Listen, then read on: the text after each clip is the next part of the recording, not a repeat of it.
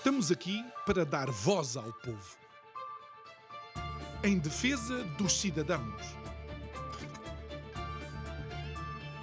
pela dignidade humana. Todos temos deveres, mas também todos temos direitos. Será que existe justiça? Isto é o povo a falar.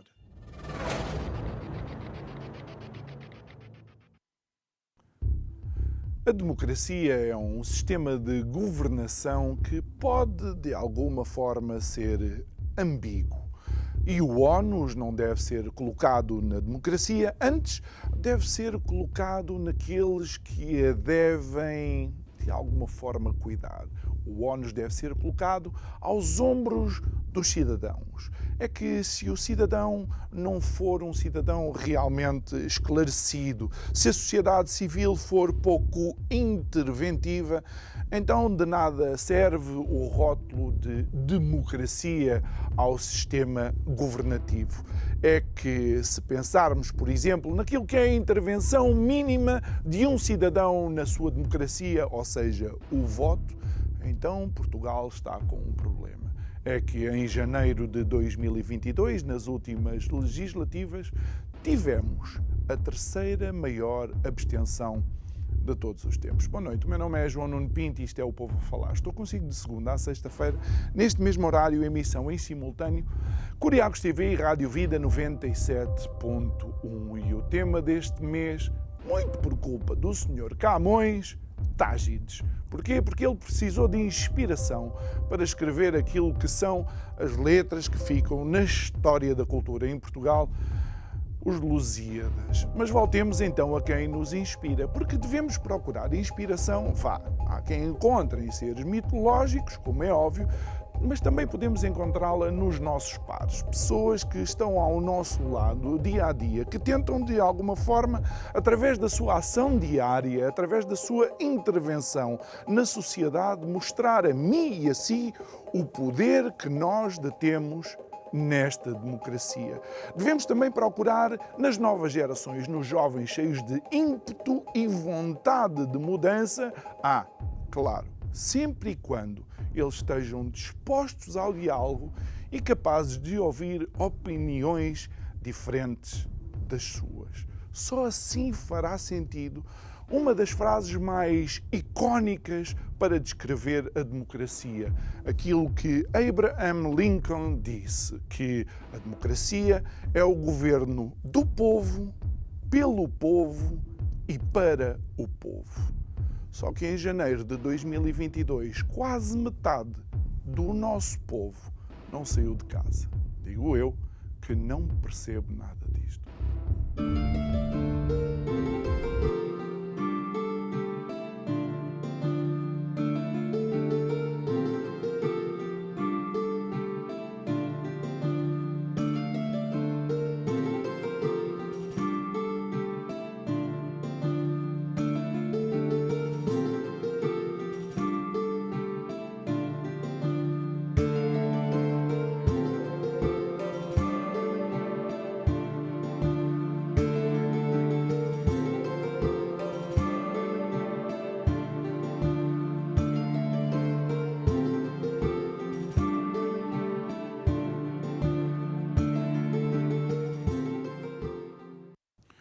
E de volta ao nosso estúdio para mais um programa. É nosso convidado de hoje, uma cara conhecida, alguém que com alguma regularidade tem vindo aqui conversar connosco, a quem eu enviei uma mensagem por WhatsApp a dizer: tu és uma das nossas Tágides. Isto com a devida ressalva. É nosso convidado de hoje, o Francisco Araújo, fundador do Projeto 230 e obviamente também um jovem interventivo na nossa sociedade. Boa noite, Francisco.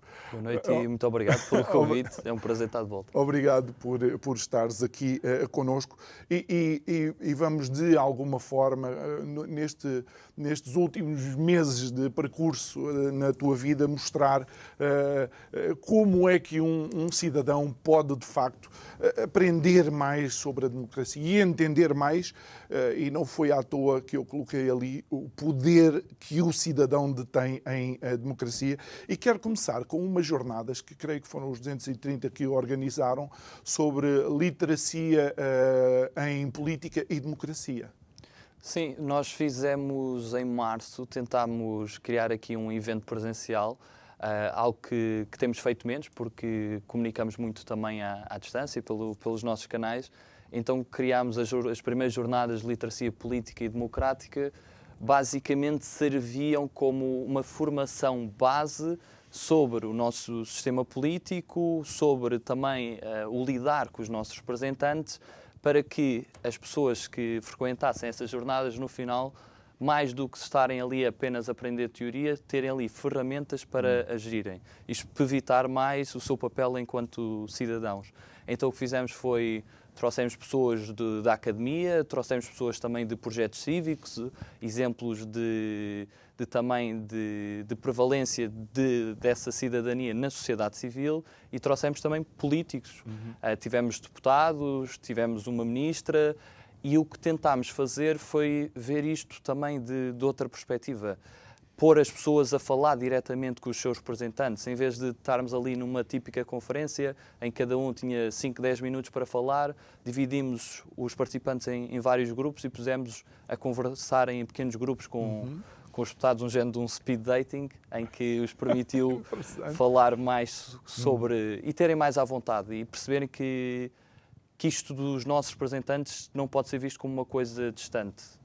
Tem que haver uma relação mais próxima e tem que se estabelecer essa confiança para aumentar também os índices de participação. E, ao mesmo tempo, servia para capacitar pessoas que depois quisessem integrar, por exemplo, a nossa rede de democracia nas escolas, de ir às escolas e também fazer essa diferença, falando com pessoas mais jovens, dos 5 aos 17 anos, e também colocar aqui o bichinho da democracia, o sentido crítico, não a doutrinação, mas estimular a participação. E o interessante nisto é que nós poderíamos eventualmente pensar, mas isto não devia ser a responsabilidade do Estado. E eu penso que, bem, talvez não. Talvez seja importante, de facto, e seja mais empático, ou inclusive é mais fácil de chegar a estas faixas etárias, se for, de facto, alguém da sociedade civil. Sim, nós falámos há pouco de uma frase célebre de um presidente americano, faz-nos lembrar também outro presidente americano icónico, em que nos pergunta não só o que é que o Estado pode fazer por nós, mas o que é que nós podemos fazer pela nossa nação, pelo nosso Estado. E eu acho que tem que haver essa responsabilidade cívica, ou seja, nós não podemos estar à espera que o Estado faça tudo. O Estado, porque muitas vezes vemos o Estado como o governo. E o Estado é mais que isso. O Estado é uma comunidade. O Estado também somos nós. Exatamente. Se alguns diziam que eram o Estado, nós percebemos que somos todos o Estado. E ter essa noção de que a participação depende de ação, de iniciativa, de proatividade, é essencial. Porque senão viramos treinadores de bancada, estamos sempre à espera que aconteçam, quando nós também estamos em jogo e temos de fazer algo para melhorar esses índices de participação e a própria democracia. E o interessante é que falamos nas Tágides e a epopeia portuguesa, ao contrário de algumas das gregas, a nossa é coletiva. O herói é coletivo. O herói não é só um, é o povo português. Que questões é que achas, ou daquilo que tu sentiste dos participantes destas jornadas de literacia, qual é a leitura que tu fizeste? São pessoas muito diversas e nós fizemos um esforço para tentar chegar a um público não tão usual, também ir para, por exemplo, diferentes cursos, porque o que acontece muitas vezes é que as questões políticas e o conhecimento político está muito centralizado em cursos que lidam mais com esses assuntos. Mas nós sabemos que esta política tem que ser para todos e nós dizemos muito que não pode ser o hobby de alguns.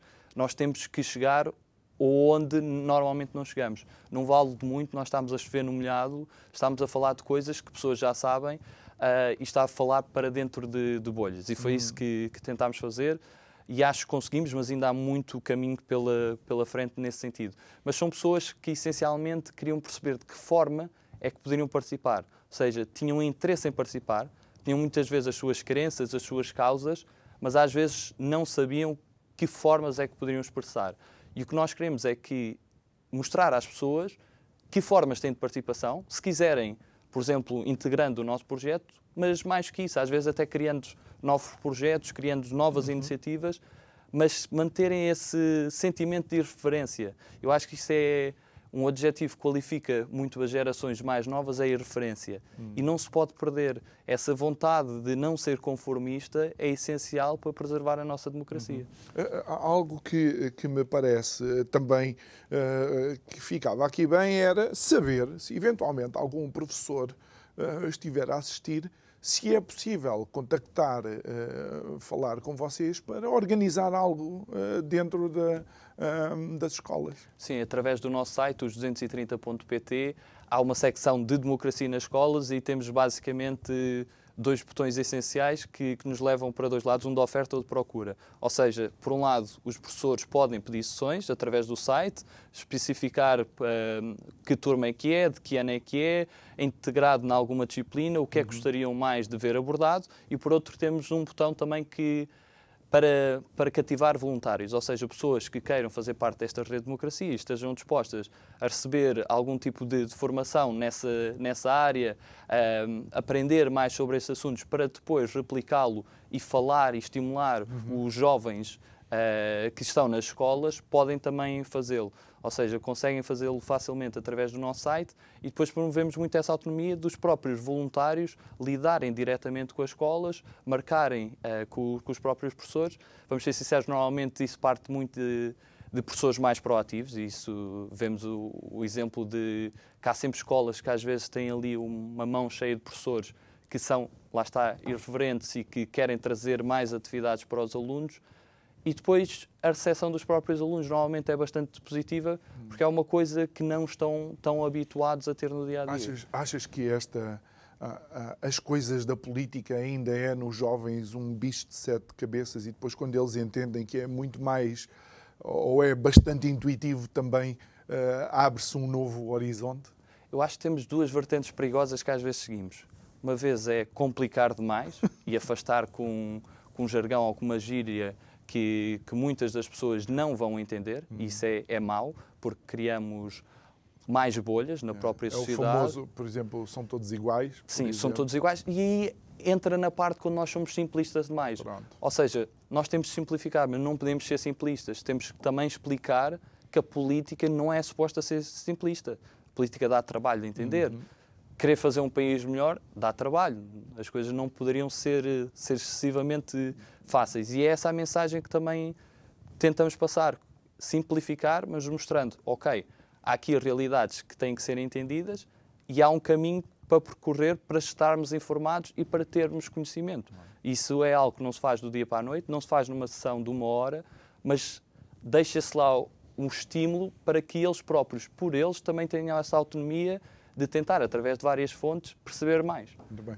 E Francisco, esta pergunta agora é um pouco o desafio que vemos diariamente.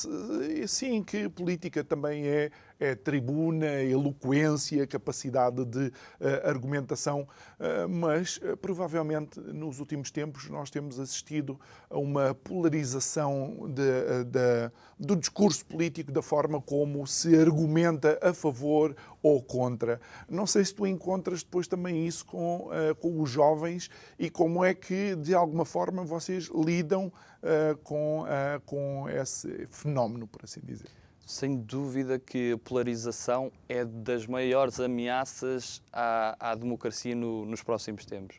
Ainda no outro dia via também o Barack Obama a espelhar num documentário que ele fez sobre o mercado de trabalho, a espelhar que é sem dúvida algo que se começa a verificar um pouco por todo o mundo. Aconteceu nos Estados Unidos, acontece no Brasil, agora na Turquia, porque é uma polarização que não representa necessariamente o diálogo democrático. Ou seja, por um lado é bom não termos só um lado, temos só uma opção. Ter 2 opções, alternância, alternativas, é positivo, mas a forma como nós conduzimos o discurso é, obviamente, distante de compromissos que as democracias precisam. E o que nós estamos a verificar nesses vários países, e que pode estender-se para mais países, é que temos polos completamente opostos, que se odeiam, que geram muito esse ódio entre si, que muitas vezes a sua crença não é por estarem a favor de um candidato, mas por estarem completamente contra o outro, e é o medo do que vem do outro lado. E depois temos países que não têm uma direção definida, porque simplesmente de 4 em 4 anos ou de 5 em 5 anos passam de um lado, de um caminho para o caminho oposto. E a lógica é sempre de reverter o que veio de trás. E não há essa lógica de Estado, de estar acima de nós, e nós como comunidade também nos orientarmos. Mas achas que isso é responsabilidade dos cidadãos, ou é responsabilidade só dos cidadãos, ou aquilo que os alimenta, ou aquilo que os políticos dão como nutrientes aos cidadãos é que também os infectam?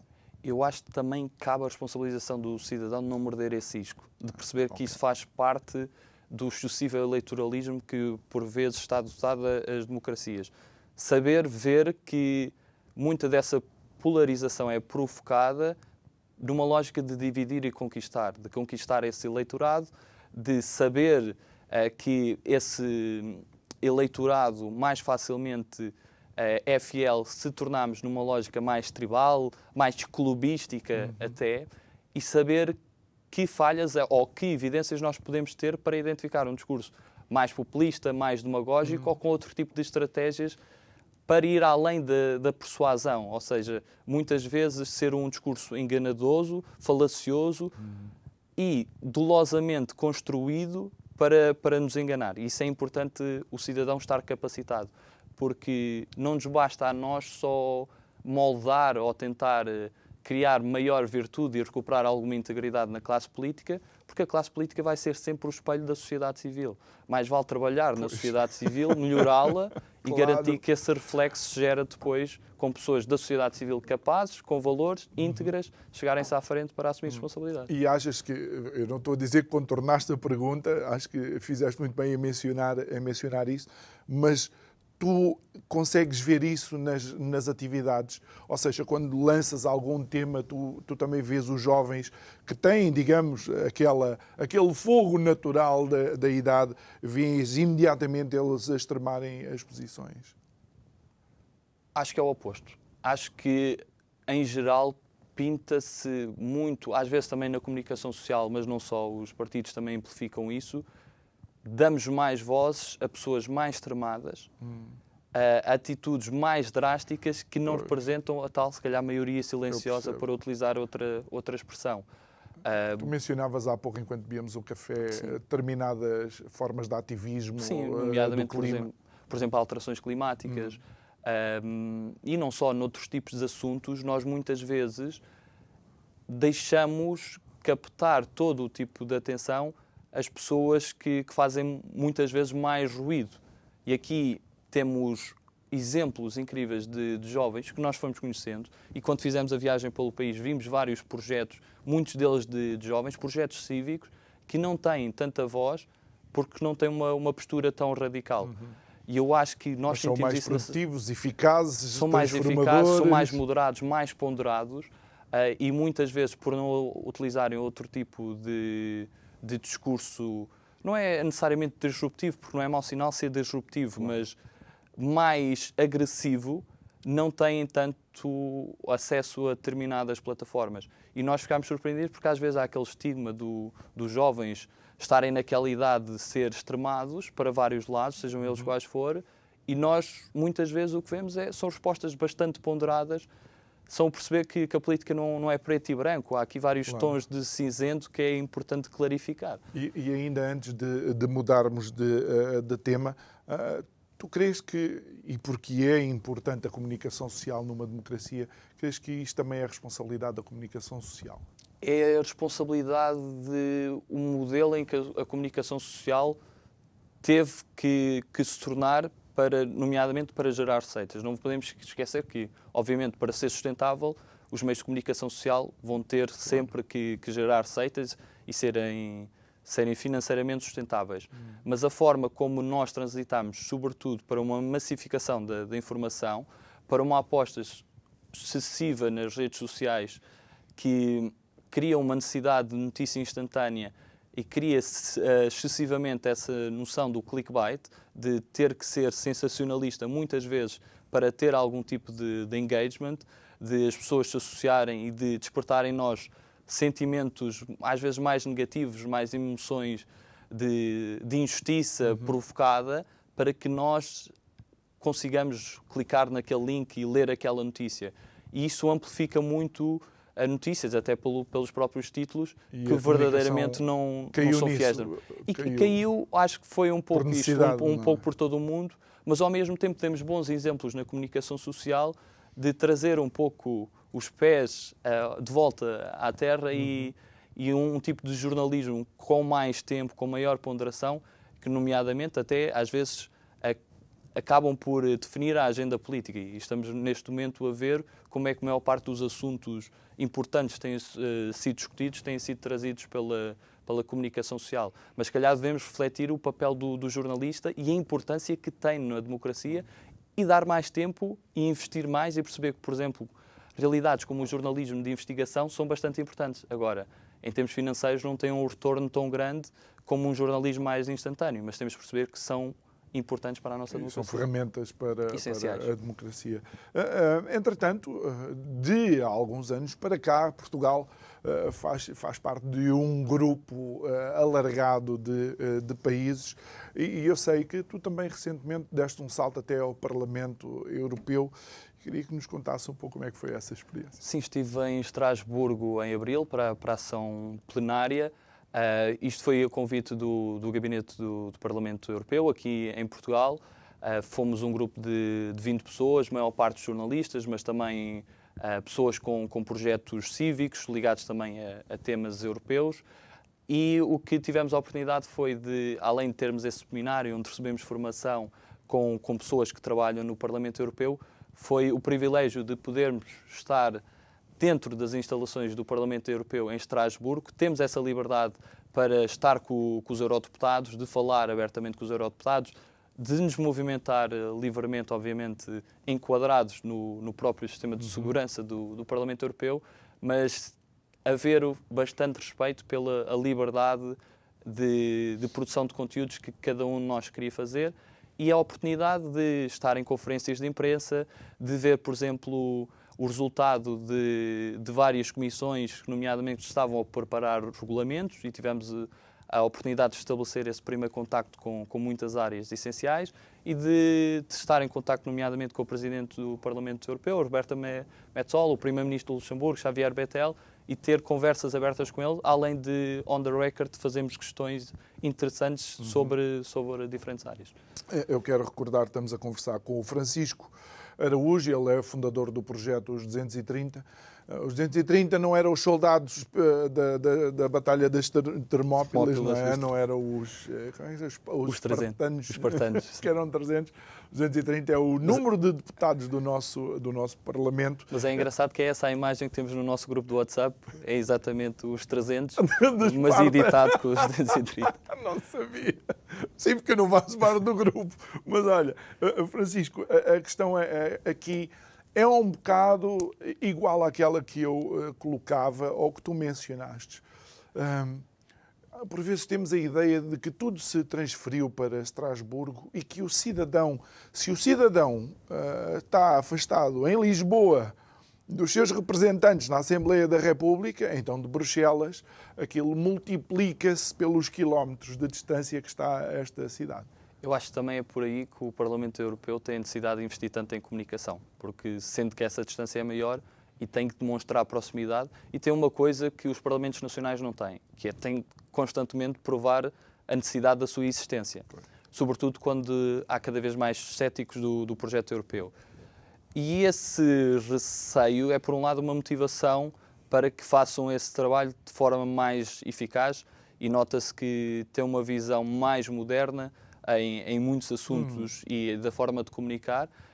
Basta ver as instalações que têm, os media box e isso tudo, que permitem o trabalho, nomeadamente jornalístico, mas não só, ser melhor feito, mas dos próprios deputados comunicarem com o eleitorado.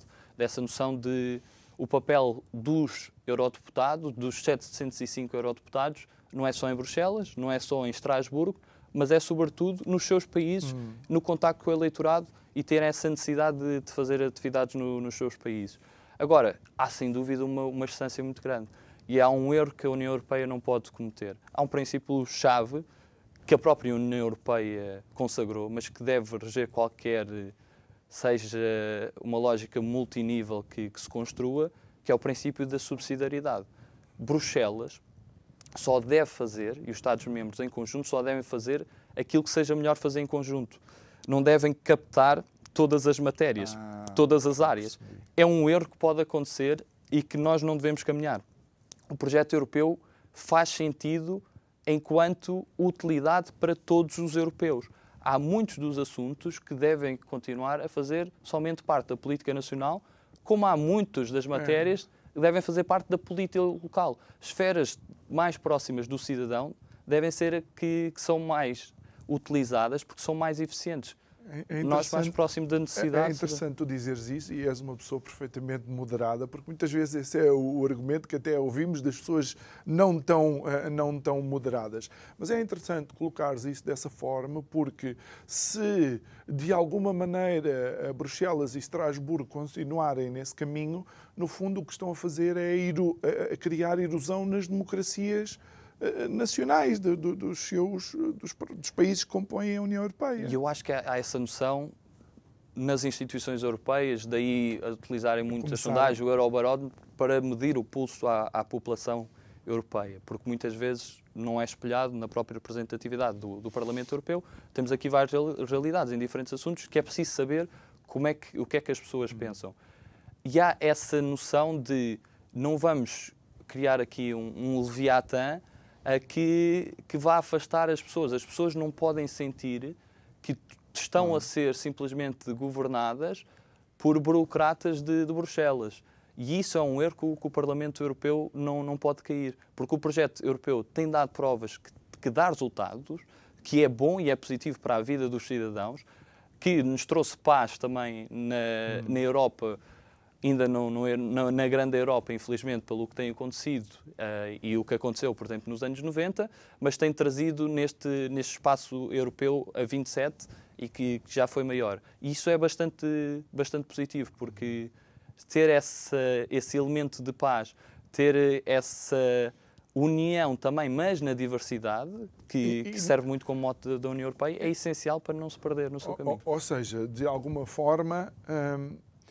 Eu penso que talvez na década de 90, a ideia que nós tínhamos era de que Bruxelas era de um elitismo tal que realmente tínhamos dificuldade em acreditar que lá estavam a tratar de assuntos do nosso interesse. Achas que de alguma maneira tem havido... não é branqueamento que eu quero dizer, mas tem havido uma inversão dessa postura, ou seja, mostrar de facto os deputados europeus e as pessoas que compõem o Parlamento Europeu e a Comissão Europeia preocupadas com as populações? Sim, por um lado, o Parlamento Europeu também não tem os poderes típicos tradicionais de um Parlamento, não tem iniciativa legislativa. Mas o que vemos no Parlamento Europeu é também uma prova de bastante diversidade, incluindo mesmo muitos eurocéticos. Agora, eu acho que a União Europeia muitas vezes tem momentos de deslumbre que acaba por se relembrar nas palavras que são muito ímpeto fundador da própria União, que foi o que Schuman disse, que a Europa tem que se fazer de realizações concretas. Ou seja, é melhor preocuparmos com aquilo que é tangível e que podemos alcançar do que, às vezes, estarmos deslumbrados por realidades que não são alcançáveis e que afastam os cidadãos do próprio projeto europeu. O projeto europeu tem provas dadas. A Comissão Europeia, enquanto também grande impulsionador da política europeia, tem que ter essa noção de saber explicar, de saber a diferença que faz, de ser ambiciosa. Ser realista não quer dizer que não seja ambiciosa, porque eu acho que deve haver ambição no projeto europeu, mas ao mesmo tempo ter bem noção de que realidades é que está a abordar e trabalhar muito essa união. Porque, por um lado, há uns anos falávamos muito de divisionismo dentro da União Europeia, agora estamos a recuperar alguma união por vermos adversidades comuns em que o projeto europeu nos tem feito bastante diferença, mas não podemos viver à sombra desse sucesso, porque se nós não somos capazes de encaminhar devidamente o que é que queremos que seja o projeto europeu, se nós tivermos muitas vezes aquele discurso dúbio em que nós não sabemos se estamos a caminhar por um Estado federal e os cidadãos, por vezes, sentem que esse discurso é um pouco camuflado, e se nós não assumirmos verdadeiramente o que queremos ser, haverá sempre o receio que poderá estar alguma coisa camuflada.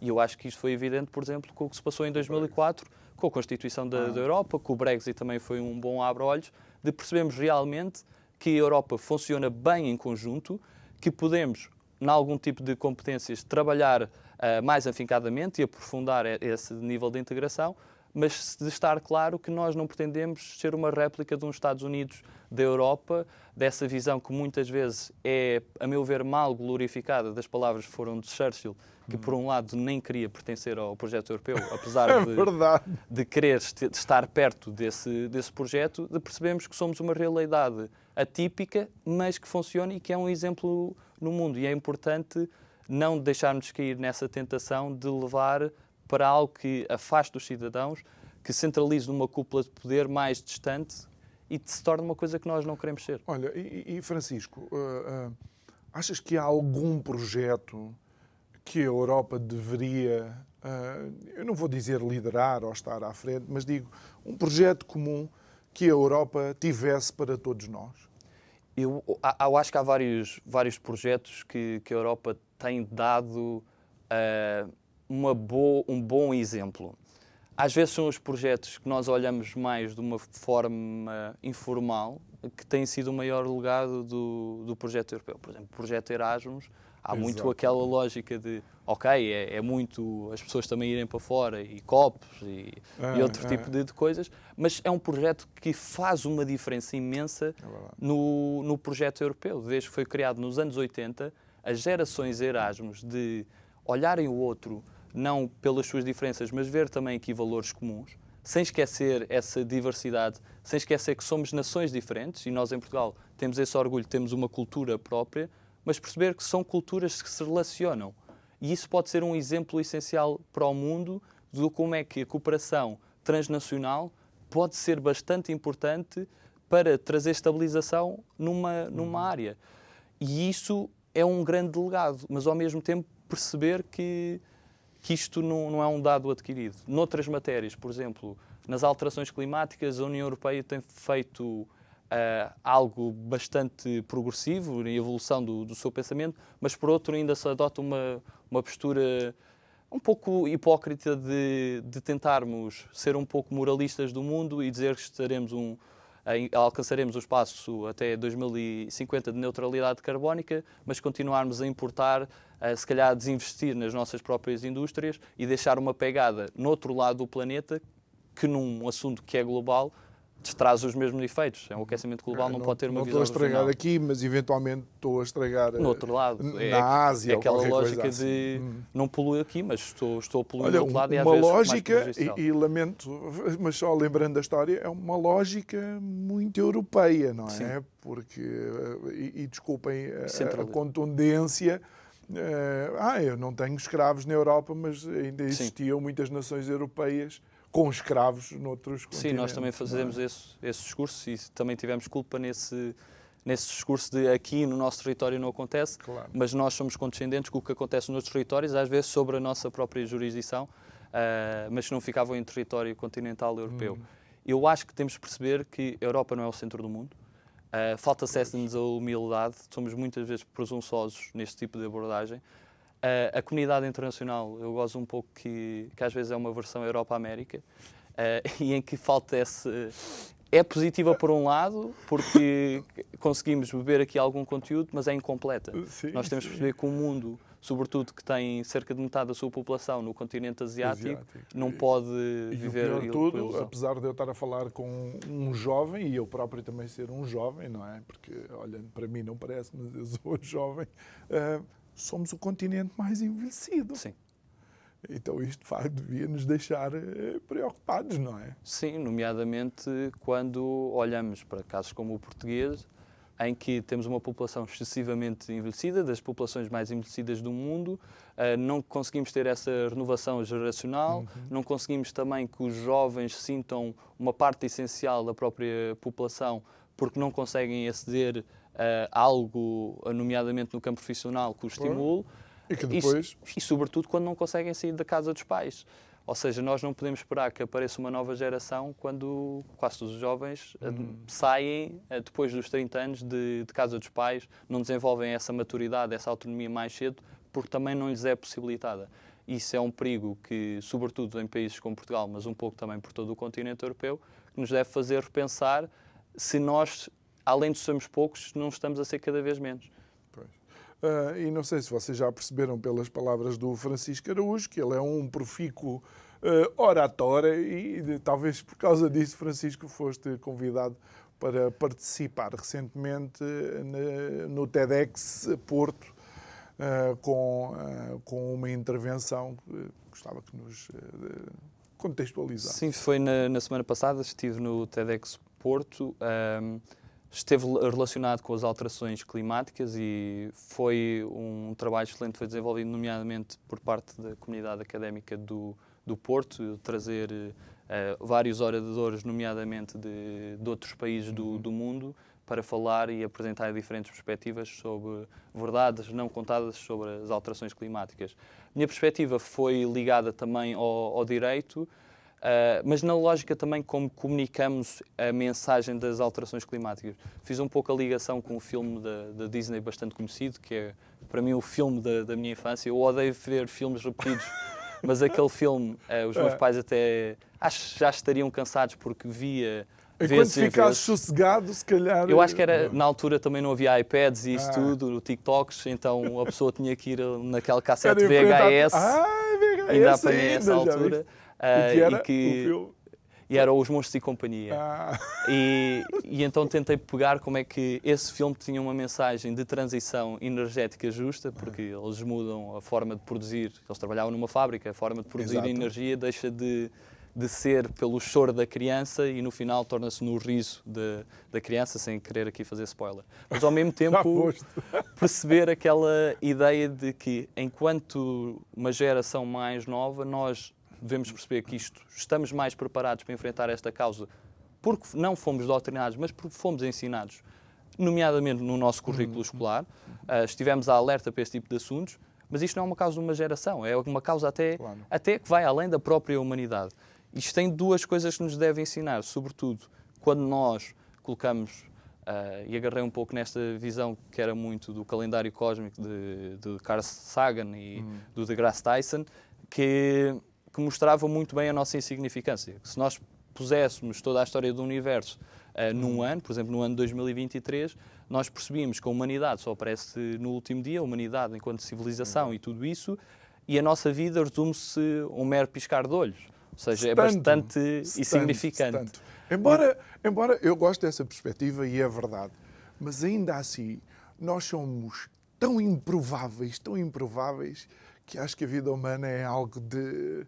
Sim, eu acho que é absolutamente fascinante. É fascinante e é algo bonito ter acontecido. Não sabemos se existe mais, porque não conhecemos o universo sim, todo. Mas o Neil deGrasse Tyson, já que utilizaste, ele inclusive diz que o universo quer nos matar e eis que, entretanto, estamos vivos, não é? E a prova da nossa sobrevivência também. Agora, no outro dia via também o autor do Homo Deus, que esteve cá em Portugal, e do Sapiens, de dizer que... O Harari. Foste assistir? Sim, na Estufa Fria. E ele dizia que o maior desafio da humanidade é ela própria, é saber lidar com ela mesma. Nós também somos uma espécie que pode ter essa possibilidade de se autodestruir, nomeadamente quando falamos de questões nucleares e tudo o que foi acontecendo na segunda metade do século XX, mas não só. Mas nós temos que perceber que, por um lado, temos que... Essa noção que, se calhar, os povos indígenas têm, se calhar, mais presente, que é, nós somos passageiros e nós temos aqui um legado e um testemunho que temos que passar à próxima geração. E nós, quando falamos em termos políticos, em termos jurídicos, nós só pensamos no presente e, sobretudo, nas gerações que estão vivas. E não temos qualquer tipo de preocupação com uma equidade intergeracional. Ou seja, sabemos, nomeadamente no caso das alterações climáticas, não nos vale aqui dizer que a minha geração, mais metade de nós, vai morrer por alterações climáticas. Isso é mentira, não vamos. Claro. Vamos ser afetados, mas não vamos ser tão afetados como outras gerações que não nasceram, os nossos netos, bisnetos e por aí em diante, vão ser muito mais afetados. e, por outro lado, não temos uma lógica excessivamente antropocêntrica, ou seja, excessivamente focada em nós, e isso, para mim, foi algo que aprendi muito a ter crescido nos Açores. Nos Açores, nós sentimos pequenos perante a natureza. Nós olhamos para o lado e é oceano puro, mar alto, e, sobretudo, quando temos situações adversas, nós percebemos e ganhamos esse respeito. Por exemplo, os pescadores têm esse respeito pelo mar, que a generalidade das pessoas vivendo numa cidade e estando só a deslocar-se do seu prédio para o local de trabalho não percebem a importância da natureza. E é interessante tu dizeres isto e apontares para as populações indígenas, e estamos a falar da tua intervenção também no TEDx no Porto, e já vou lançar também aqui uma outra questão, porque quando me recordo daquele terremoto que provocou o tsunami em 24 de dezembro, se não estou enganado, sim, na Tailândia. 2012, creio eu, qualquer coisa assim. Houve ilhas, aliás, há milhares e milhares de ilhas, mas ilhas com a população única e exclusivamente indígena não perderam uma única pessoa. E há um exemplo de uma determinada ilha em que, inclusive, perderam todas as cabanas, mas não perderam as pessoas. Porquê? Porque de manhã, quando acordaram, por causa do terremoto, havia um recuo na maré muito grande, não é? E então o pensamento daqueles indígenas é o irmão mar chateou-se com a irmã terra, eles vão discutir, e fugiram para o monte.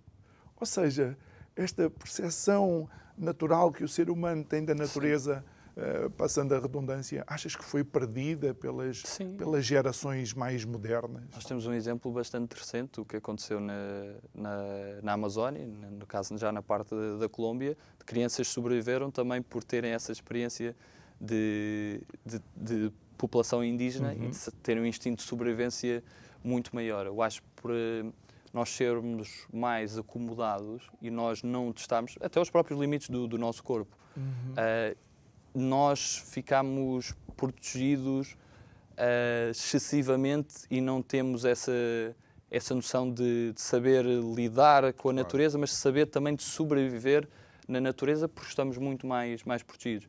Eu senti, por exemplo, a minha formação mais ligada à parte militar, dos ter estudado no colégio militar, aprende-nos a tirar um pouco essas redes de segurança para, nomeadamente, em situações no campo, de percebermos mais o que nós temos que fazer, a parte da sobrevivência, e o que temos que fazer para saber passar os limites que nós achamos que temos do nosso corpo, testar muito a parte psicológica, e isso vê-se nesse tipo de tragédias, como é que esse tipo de populações está mais apta à sobrevivência.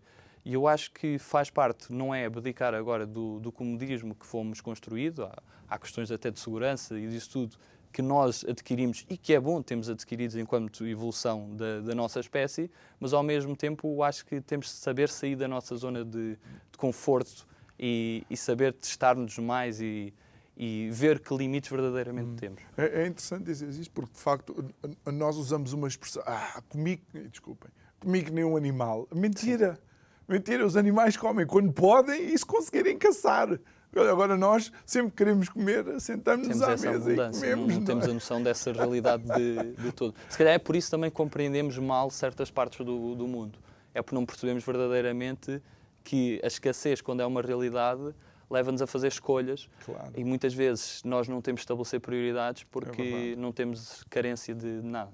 Eu recordo-me, e só porque estamos a falar de alterações climáticas, e porque o meu receio é que coisas que sejam importantes para todos acabem por ser colocadas em caixotes ideológicos e sejam utilizados como forma de manipular a opinião pública para este ou aquele partido em questão, seja de um lado ou do outro. Mas, por exemplo, se nós implementássemos por completo determinadas medidas, populações, nomeadamente na Ásia, Índia e outros países em África, se tiverem que deixar de queimar madeira, eles vão deixar de poder cozinhar. Portanto, é um desafio grande, não achas? Sim, ou seja, não devemos, em primeiro lugar, instrumentalizar essas causas e colocá-las em caixas ideológicas, porque isso polariza mais a sociedade e não conseguimos atingir compromissos necessários para fazer essa mudança, essa transição. Mas, por outro lado, ter noção, não podemos ser moralistas de nós aproveitarmos durante muito tempo e bem o que a Revolução Industrial nos trouxe. Houve muitas pessoas que saíram da pobreza graças a isso, evoluímos enquanto espécie graças a isso, mas ao mesmo tempo não podemos estar a privar outro tipo de Estados e povos que não tiveram acesso a esse crescimento tão grande como outros países tiveram. E alguns dos quais foram plataforma para o nosso crescimento, até, não é? Até nomeadamente extração de recursos desses países. Ou seja, tem que haver mais esse sentimento. E foi um pouco isso que foi discutido na COP27 no Egito, desse fundo de compensação. Essa lógica de compensação já é bastante antiga. Nos anos 90 já se falava disso, de perceber que uma justiça aqui também é a própria equidade, é olhar para o caso concreto. Nós não podemos exigir os mesmos níveis de esforço a países que não estão capazes de o fazer. Temos de perceber que essa transição implica que nós consigamos manter algum nível de vida a certas populações e não gerar pobreza necessariamente. E isso é possível. Agora, é possível se for trabalhado em conjunto. Basta ver como é que os próprios países, depois, por exemplo, se olharmos para o caso europeu, como é que muitos países se desenvolveram depois de entrar na União Europeia, porque houve uma visão holística e não houve aqui uma lógica de deixar os países para trás, porque havia essa necessidade de estarmos todos juntos nisto e não podemos pôr pessoas simplesmente fora do barco, porque assim porque ainda não salvamos. Correspondem a determinadas... E essa lógica também deve existir nas alterações climáticas. Claro, é essa lógica que deve presidir, em primeiro lugar, na própria lógica de responsabilização internacional, de garantir que os países que têm mais condições, que são mais exigentes e que cumprem com aquilo que é necessário, mas ao mesmo tempo haver medidas de compensação e de cooperação global para permitir que outros países possam fazer essa transição sem, obviamente, de desleixarem completamente nas suas economias, porque isto é bonito acharmos que os países podem fazer tudo o que quiserem e deixar de ter esse interesse de preservar a sua economia, quando, sobretudo em democracias, isso vai-se ver depois no descontentamento do eleitorado, com razão. As pessoas não podem estar a sentir que isto é algo ditado por certo grupo de privilegiados. A mesma lógica temos dentro das próprias sociedades. Não podemos ser moralistas. Se calhar há pessoas que têm mais facilidade. Por exemplo, acho que há bastantes benefícios fiscais e agora vão ser mudados quanto ao carro elétrico. Mas parece que depois há algum grupo de uma população, por ter mais condições de ter um carro elétrico, pode ser mais moralista com o tipo de população que se calhar não tem condição para adquirir um veículo elétrico. Ou seja, tem que haver esta noção de maior justiça, porque caso contrário vamos simplesmente segregar, vamos entrar num discurso de um grupo contra o outro. Que já se entrou de alguma forma, não é? Infelizmente, Francisco, aquela polarização que falávamos há pouco, até no tema das alterações climáticas. Sim, por isso é que se fala numa transição justa. Além de transição, essa transição ser justa. E Francisco, estamos praticamente nos últimos... Praticamente não, estamos nos últimos minutos em termos de participação cívica. Gostava que deixasse aqui umas palavras para os jovens que possam, e menos jovens que possam estar a assistir, relativamente à importância que eles têm para a nossa democracia. Eu não gosto de adotar um discurso de vitimização. Não gosto de dizer que os jovens são os que sofrem mais, de que esta geração está a ser vítima de todos os males da sociedade e que está algum tipo de estigma. Eu acho que temos o privilégio de ter boas condições de vida, se calhar não termos aquilo que desejávamos ter e que devemos lutar para ter, nomeadamente em termos de autonomia, a questão de podermos mais cedo fazer as nossas escolhas, de termos essa liberdade quando acedemos ao mercado de trabalho, de conseguirmos viver sozinhos mais cedo, mas ao mesmo tempo de não sermos conformistas, de não nos acomodarmos, de preservarmos essa irreverência e de viver aquilo que são provavelmente os melhores anos da nossa vida. Os anos em que temos, se calhar, mais energia, em que temos mais tempo, porque isso certamente fará a diferença. É bem, Francisco Araújo, o fundador do projeto Os 230, obrigado por ter estado aqui connosco. Fica o desafio Olha, e que tal dar uma saltadazinha até à página dos 230 e ver, se você for o professor, se calhar pode criar ali alguma possibilidade de colaboração ou, se for um voluntário, ajudar o Francisco. Resta-me agradecer e dizer que amanhã estou de volta. Até amanhã, boa noite.